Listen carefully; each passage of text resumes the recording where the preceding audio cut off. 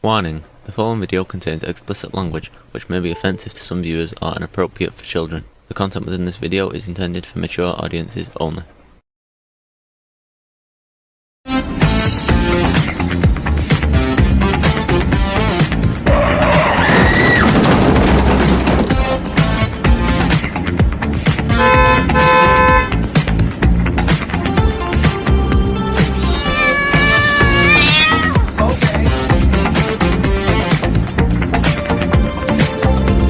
Hey, happy Easter, everybody. It's Jeff. Glad everybody's here today. Hope you're having as good a day as we are here in Maine. It's really nice outside, sunny and no clouds. A little bit windy, but it's okay. I don't mind it. Anytime we get sun, you know, I want to see that. So today, I was. Well, actually, let me start this here from last night. I was watching a TV show here, Star Trek Voyager, and I was watching an episode where Seven of Nine was, if you watch the show, I mean, Seven of Nine had absorbed all the ship's knowledge and stuff like that, or at least was downloading it into her head, and it was getting to the point where it was too much, and she was unable to make sense of all the stuff she was getting. And so she ended up filling in gaps with conjecture and, theory and whatever, and coming up with all kinds of conspiracy theories that eventually just kind of exploded and it just got out of control.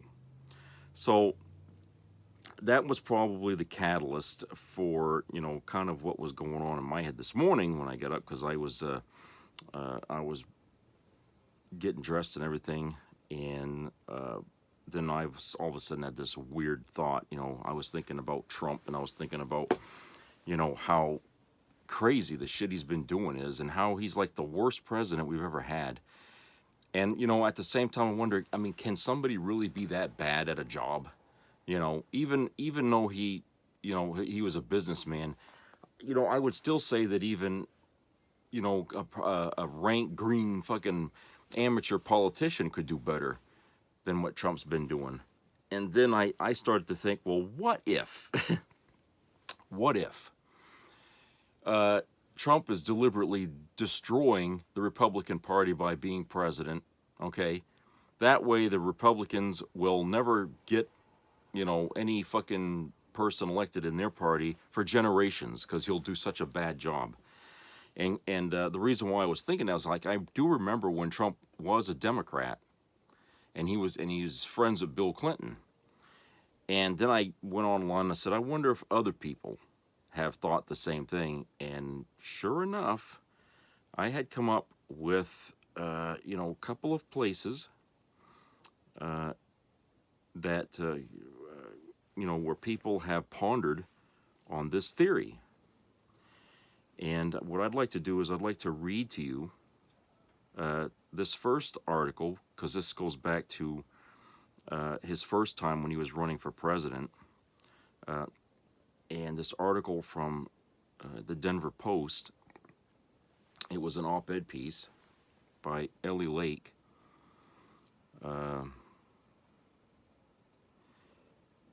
And it's entitled, "A Lot of People Are Saying Trump is a Democrat Plant in their Party."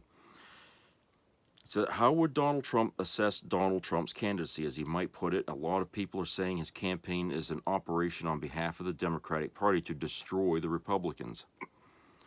Okay, a lot of people are saying that's not a very high evidentiary standard. What else? Well, to start, there is the photo, the one where Trump and his new bride, Melania, are rubbing elbows with the Clintons.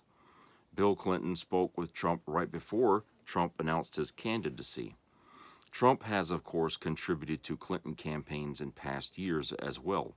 This doesn't even get into the fact that Ivanka Trump and Chelsea Clinton are friends.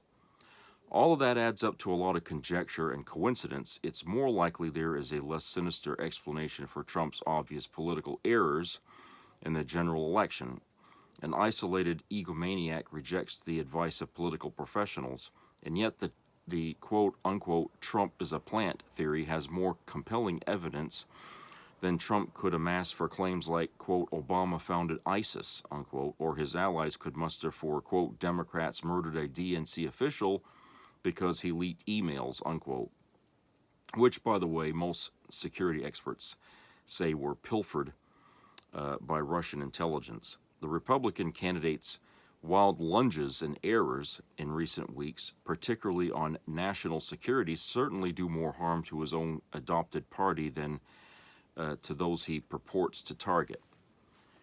This is not just because Trump's comments about the Islamic State, the Iraq War, and the Khan family, to name just three, are comically false.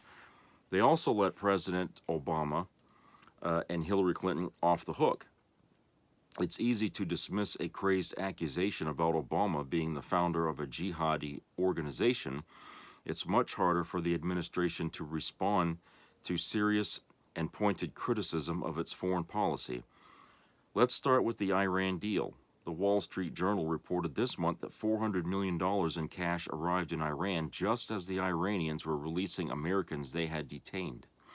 Republicans in Congress are now following up. On August 12th, Senators Mike Lee and Ted Cruz wrote a scathing letter to Obama asking him whether the payment to Iran violated U.S. prohibitions against financial interactions with Iran. This is the kind of fodder that a typical Republican presidential campaign would seize upon. Trump's campaign doesn't even seem to be trying. Just to remind people, this article was written here in 2016, okay? So I don't want you to get confused and think this is today. Okay, to continue. Then there is a report released last week from House Republicans on the Intelligence, Armed Services, and Appropriations Committee. It didn't get much airtime because the political conversation was dominated by Trump giving Clinton and Obama the ISIS MVP award and musing about the, quote, Second Amendment people, unquote. The report found that in 2014 and 15, U.S. Central Command intelligence analysts' accurate and pessimistic assessments of Obama's new war against the Islamic State were often edited out of the finished product. Quote, I believe the reporting out of U.S. Central Command, which showed a rosier picture about U.S. efforts against ISIS, led the United States to inadequately provide resources to take on the threat that has now grown and metastasized against the United States, unquote. Representative Mike Pompeo, an author of the report and a Republican member of the House Permanent Select Committee on Intelligence, told me. This falls into a pattern. Obama, like most modern presidents, engages in selective disclosure of state secrets. Filmmakers are provided extraordinary access to research a movie about the raid that killed Osama bin Laden. At the same time, the White House slow-rolled House Oversight Committees in their investigation of the 2012 attack at Benghazi. So far, the few documents released from 2011 bin Laden raid the public paint a picture of an antagonistic relationship between bin Laden and Iran. Former officials who have studied them, like former Defense Intelligence Agency Director Michael Flynn, say there are still classified documents from the raid that show Iran and al-Qaeda enjoyed a much cozier relationship.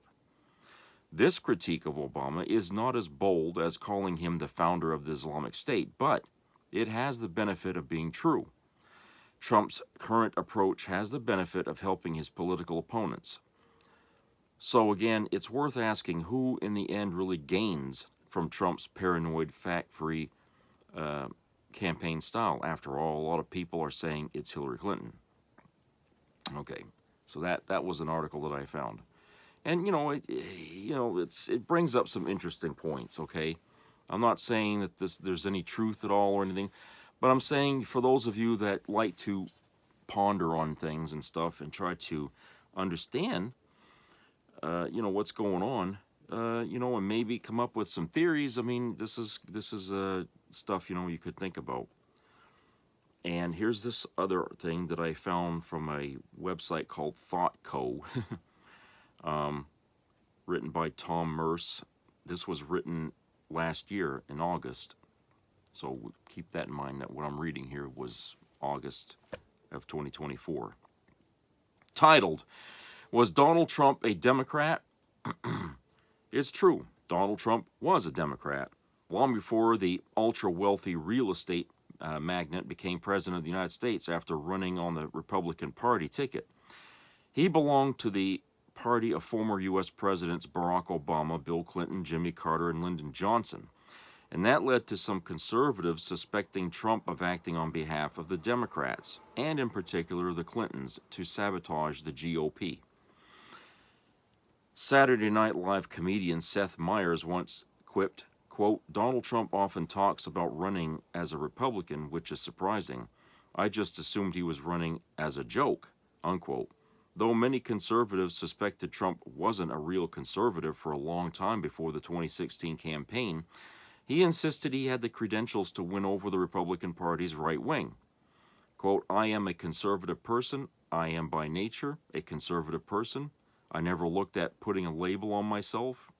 I wasn't in politics," unquote, Trump said in 2015. And then, quote, "But if you look at my general attitudes in life, I would certainly have the more conservative label put on me," unquote. When was Donald Trump a Democrat? It turns out you don't have to look too far to find evidence that Trump wasn't always a conservative Republican. Trump was registered as a Democrat for more than 8 years in the 2000s, according to New York City voter records made public during his 2016 campaign for president. Trump owned up to his years with the other party and told CNN's Wolf Blitzer in 2004 that he identified with Democrats during that time because they were more adept at handling the economy. Quote, "It just seems that the economy does better under the Democrats than the Republicans. Now, it shouldn't be that way, but if you go back, it just seems that the economy does better under the Democrats. But certainly we had some very good economies under the Democrats as well as Republicans, but we've had some pretty bad disasters under the Republicans," unquote. Trump was a registered Democrat from August 2001 through September of 2009. Trump's inconsistency when it comes to party affiliation, he's also been registered with the Independent Party as an independent and with an issue in the campaign for the Republican presidential nomination. Many in the large field of presidential hopefuls criticized his affiliation with the Democrats, including former Florida Governor Jeb Bush. Quote, "He was a Democrat longer than he was a Republican. He's given more money to Democrats than he has to Republicans," unquote, Bush said. Among the politicians, Trump has given money to our Vice President Kamala Harris and former Secretary of State Senator Hillary Clinton, who was his Democratic opponent in the 2016 presidential campaign. It probably didn't help Trump's case among conservative voters that he's spoken very highly of some Democrats who are typically vilified by conservatives, including former Senate Majority Leader Harry Reid, Oprah Winfrey, and even House Speaker Nancy Pelosi.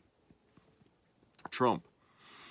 There was plenty of speculation during the race for the 2016 Republican presidential nomination that Trump was trying to sabotage the GOP candidates by saying outrageous things and making a mockery of the process in a bid to help Hillary Clinton win the election. Quote, "Donald Trump is trolling the GOP," unquote, political reporter Jonathan Allen wrote. Trump also threatened to run for president as an independent, a move many believe would siphon votes from the Republican nominee, as other similar candidates have done in the past. Though he is now a Republican, Donald Trump was registered as a Democrat for more than 8 years. Trump's shifting party affiliations and his past donations to prominent Democrats were heavily criticized in his 2016 campaign. And despite his history with the Democrat Party, Trump claimed in 2015 that his general attitudes in life would place him under conservative label.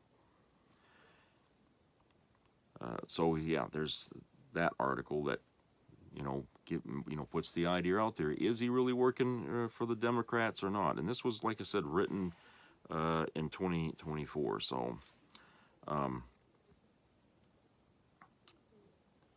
just think that it's kind of an interesting, thing to think about here when you consider all that's been going on.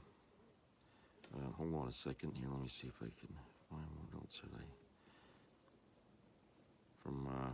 from Quora. And in Quora, you know, they really kind of just talk, you know, amongst each other. It's like a chat thing. The question was put out there: is Trump really a Democrat plant? Set out to destroy the Republican Party. The Dems spent millions on ads supporting Trump-backed candidates. And this was written by Stan Elliott, who lives in Texas. And he wrote, haven't been able to fact-check this claim, as most of the sites reporting it are Republican echo chambers, but for a moment, let's pretend it's true. It's a potential strategy to win back, to back the crazy QAnon extremists on the other side, with the hope that the non-extremist Republicans will turn to a Democrat in November over a demonstrably out-of-touch conspiracy theorist. It could backfire if those candidates win, as it would put even more of the ilk of Marjorie Taylor Greene in Congress. But the idea that Trump is a Democratic plant is part and parcel of the same QAnon conspiracy theory craziness. The Republican Party doesn't need the Democrat Party to sabotage it. It's done that itself. Every time the party has been in power, it's promised the world and delivered nothing to the common people. Rather, they pass tax reductions for the rich and rack up even larger deficits by doing so. And then they turn around and blame the Democrats, who follow them for the huge problems they've caused. The Republican Party has been playing divisive politics and using investigations as political tools for years. The original Clinton Whitewater investigation, whose only finding was Clinton lying about a blowjob after spending years of taxpayer money trying to dig up dirt, is one example. The Benghazi investigation is another. And also, of course, the Hillary email server scandal, which also resulted in no criminal charges. And now that there's real evidence that Trump has mishandled national security documents, interfered, obstructed with a federal investigation, attempted a coup through fraudulent electors, and attempted to influence, alter the vote count in Georgia, to say nothing of the Trump organization's problems with tax fraud, Republicans are clutching their pearls and saying, quote, but Hillary's email server, unquote. So yeah, I mean, it's these things indicate that people have been talking about entertaining the possibility. Some are saying, nah, it's just QAnon garbage, and others are saying, well, you know, there could be something there, you know, we don't know. It's awfully weird, you know, and, you know, you have to wonder, because like I said, I go back to this morning when I got up and I was thinking, you know, how can a guy be that bad at running a country? I mean, even the worst presidents we've had in American history always had people they could go to, basically, you know, smarter people, to, you know, let me run this by you kind of thing, you know, and see how it's, you know, how, if it works. You never heard of anybody that would just sit there and say, you know, that's it, I'm doing it my way, I don't give a fuck what you think. It's like, well, why do you hire anybody? You put people in these jobs and you don't even listen to them. And in that case, you've got a guy, Trump, who hired the worst people he could find to do these jobs. Kind of meaning like, well, I don't want anybody smarter than me doing anything, okay? If he was trying to deliberately destroy the country, I guess that would be, you know, a tactic to make sure that nobody could keep up with you. Or, you know what I'm saying? And especially if you lord something over these folks' heads, you know, which if you think every person that he nominated for a position has dirt on them that's come out or something, and, you know, hey, these are not people of that have clean records. Even, you know, with Pam Bondi and all that other shit. Okay, none of these people have clean records. So could he be using that against them? You know, I don't know, maybe. But I'm just saying, you know, it's like,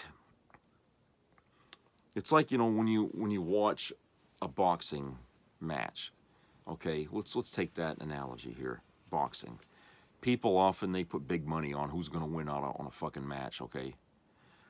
But they say that boxing is one of the most easiest sports to rig. Okay, it's even easier than wrestling. Okay, it's easy to rig a sport, and many times through the years, people have suggested that maybe You know, when they find that a person has a lot of bets on them or something like that, they can alter the match. You know, a knockout can be faked. You know, person just dives, you know, and you know it's easily rigged, and people think it's, you know, that that's a genuine match. I mean, some of the ones that I think was it Mike Tyson. People were getting pissed off with Mike Tyson because a lot of his matches were over in one round or something because he didn't know how to play the masses around the ring. They want the match to last to generate the revenue. Okay, people wouldn't buy tickets to go to see Mike Tyson box because they figure, what's the point? I'll be there 15 minutes and I got to go home. You know, it's like, you know, so, you know, the fact that they are able to manipulate sports like that in a way for an advantage to gain profit or something is an easy thing. And so, couldn't it be said that in politics we do the same? Maybe sometimes, you know, I'm not sure. I mean, to what extent? But, you know, if you can fool people to vote for a guy who is like Donald Trump, then it could be easy to, you know, instead of trying to rig ballots and all that other garbage, it'd probably be easier just to fool people to vote for you and get support, you know. And then, of course, you know, there's the angle like, well, you know, Democrats are, you know, are at odds with Republicans for too long. And they may have come up with an idea about how we can take power away from Republicans for the next 2-3 generations if they run somebody who's really inept, incompetent, and fucks up everything. When that guy's done, nobody in this country is going to vote for him ever or vote for a Republican ever again. Okay, that would be an easy thing to do, especially if everybody's got the thing rigged, so that way it doesn't matter if we want Trump to win because he's going to be the one that's going to wreck everything, and then the Democrats will just be able to sail from then on and get Democrat presidents for 30, 40, 50, 60 years, okay? Could they be playing a game like that? I don't know. Is it possible? Probably, you know. We've certainly seen our share of rigged elections in our country's history, and people like to win. And that being said, especially, you know, as a politician, you know, you people want to win their seats and keep them. But I'm sure that over the years, Democrats have gotten sick and tired of this teeter-totter here of, you know, we get the economy going, and the other side destroys it. We bring them back to get the economy going, and the other side destroys it. I think, you know, maybe Democrats are getting sick of that, and they said, okay, they want to destroy the economy. Let's let them do it. We'll get somebody we know. Somebody's got a lot of money, okay? Donald Trump. He was a Democrat, okay? We'll talk to him. See if we can't get him in there as president and tell him, look, we'll back you, we'll fund you, every damn thing you want, okay? All you got to do is just put your face out there, say all these weird things, okay? Get people angry and upset, get the radicals all behind you, okay? And, you know, you win, and then when you get in there, you start ripping everything apart. And the rest of us will pretend we're fighting back, but we're not going to do anything to stop it, okay? You know, we'll sit here and say, oh, okay, well, we can't, our hands are tied, Supreme Court this, and all, you know, just set up the thing so that way we can deliver the narrative that the people will swallow, okay? And then once you wreck everything and you're out, okay, we'll get Democrat seats from then on, okay? And like I said, I mean, I'm not trying to say this is what's going on, okay? I'm just putting this out there for people to think about. You can take it or leave it. I really don't care, okay? You can take it or leave it. I'm just saying that in the world we live in, we can't always trust everything we see. I think we've been told that many times by our parents and stuff as we got older, okay? And I think that in this case, you know, when we're talking politics, and we know the shenanigans that's been going on in politics for a long, long time, okay? We can't always take what we see in political matters as genuine. We're always being played by something. And I think it was what's his name? That comedian there. I can't think of his fucking name now. Carlson, I think was his last name, but he said that the rich have everything, and it's a big fucking group in a club, like, and none of the rest of us are invited into it. Okay, and that's the way it's been in this country, is that the rich get everything and the poor just keep getting poorer. And when you got a party, the Democrat Party, that's out there trying to fight for the poor, and they seem to be losing more ground than they're gaining, hey, they're going to be worried after a while about their image and their trustworthiness. I know they worried about independent, the independent party out there gaining more and more support over the years. That means they're taking away from both parties, and it's going to the independent party. Neither side likes that. It's a two-party system in their mind, and it should stay that way. But this third party is out there taking up, the disgruntled people who voted and lost, and, it's like, hey, we got to do something about this. And since, the Democrats still cling to the mantle that, oh, we're for the working class and stuff like that, and people generally trust them more than the Republicans,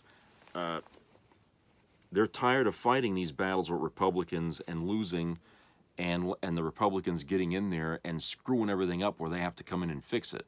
Okay, we saw that. Biden was the example of that, of a Democrat who got voted into office by a landslide to fix the damage Trump did, and then at the end, Trump gets back in there. Okay, that frustrates the hell out of the voters. So you have to think, well, was that by design? Was Biden winning the election a fluke? I don't know. But the thing is he won. The rumors are out there saying that Trump tried to cheat in that election, but didn't cheat well enough to win. Okay, which means maybe he was trying to get a second term to continue the destruction like he's doing now. Okay, which means they were perhaps, the plan began in 2016 to put a fictitious Republican as president into the office to destroy the country for 8 years, and then after that, there would never be a Republican president ever again. Okay, and having Biden won was like, oh shit. Maybe he shouldn't have won. We wanted to get Trump back in there for another. You know what I'm saying?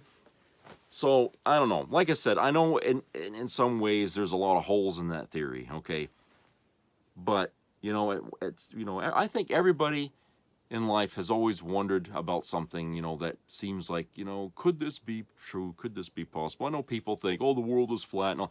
Okay, well, those kind of theories are ridiculous because there's no fact to back any of that up.